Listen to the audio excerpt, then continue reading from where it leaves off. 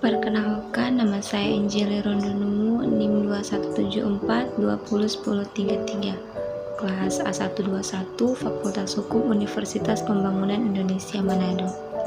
Saat ini saya akan menjelaskan secara singkat mengenai hukum pajak.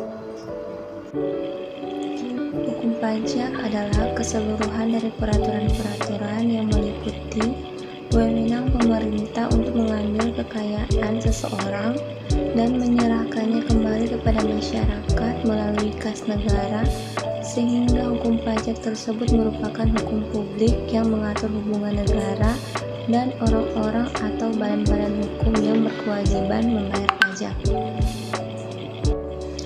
Secara umum, tujuan hukum telah banyak dikemukakan oleh para ahli, seperti Aristoteles dalam bukunya Retorika, yang menganggap bahwa hukum bertujuan untuk menciptakan keadilan.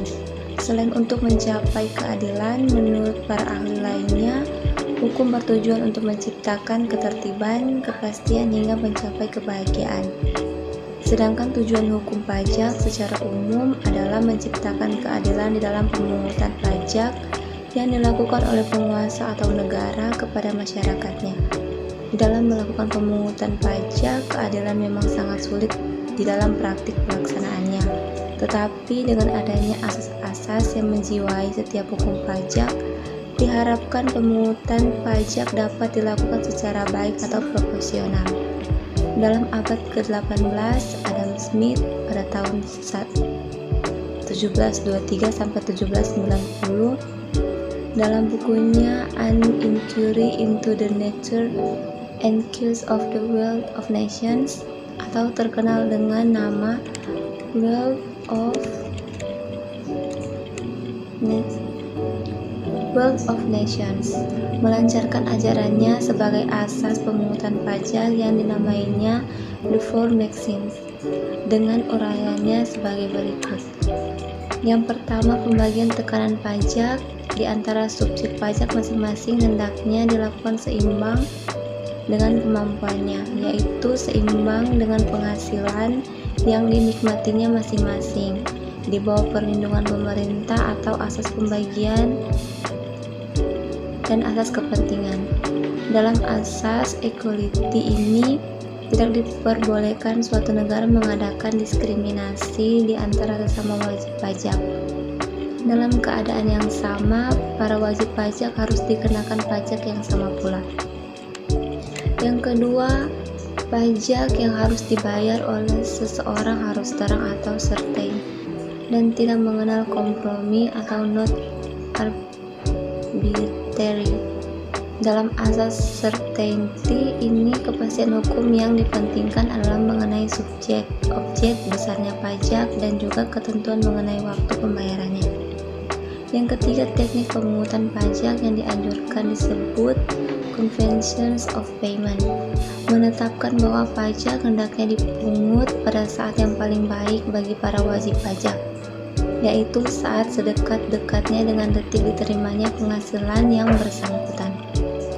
Yang keempat, every tax ought to be so scientific as both to take out and to keep out of the pocket of the people as little as possible over and above what it brings into the public treasury of the state.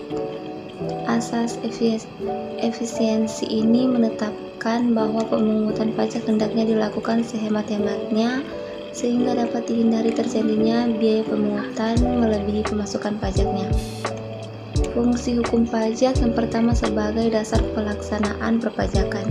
Bangsa Indonesia adalah bangsa yang bernadaskan hukum atau berdasarkan Pancasila dan Undang-Undang Dasar 1945 yang menjunjung tinggi hak dan kewajiban warga negara, karena pelaksanaan perpajakan merupakan kewajiban rakyat kepada negaranya yang merupakan sarana peran serta dalam pembiayaan negara dan pembangunan nasional.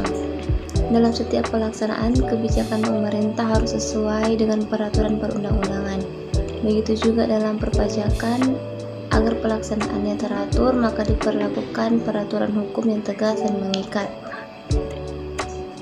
Pajak yang sedang perpajakan untuk menjadi salah satu sumber penghasilan pemerintah dari dalam negeri akan dapat diwujudkan apabila proses pelaksanaannya sendiri dilakukan dengan terarah. Indonesia adalah negara yang memiliki wilayah kekuasaan yang luas. Untuk menyeragamkan proses perpajakan demi terwujudnya keadilan, hukum pajak dijadikan dasar perpajakan di setiap wilayah NKRI. Dengan adanya aturan yang sama, maka setiap pemerintah daerah memiliki pedoman. Pemerintah daerah tidak akan bertindak sendiri tanpa aturan. Oleh karena itu, peranan hukum pajak juga sangat jelas. Hukum pajak digunakan sebagai dasar pelaksanaan perpajakan di Indonesia. Yang kedua, mengatur tata cara pelunasan pajak. Agar pemungutan pajak bisa mencapai potensi pajak, maka hukum pajak sangat memiliki peran yang sangat mendasar. Tata cara pemungutan pajak itu sendiri telah dijelaskan secara jelas dalam undang-undang.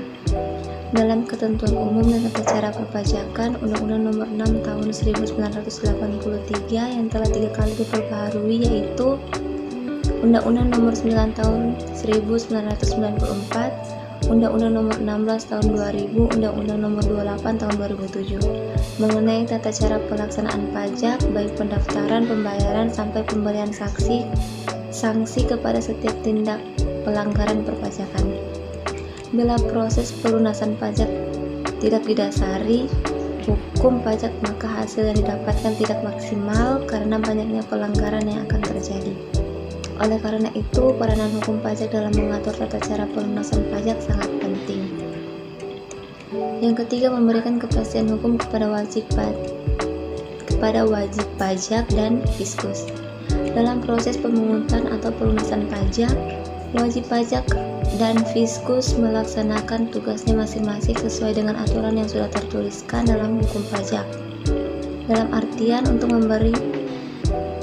memberikan keadilan kepada semua pihak dan adanya pemberian sanksi bagi yang melanggar.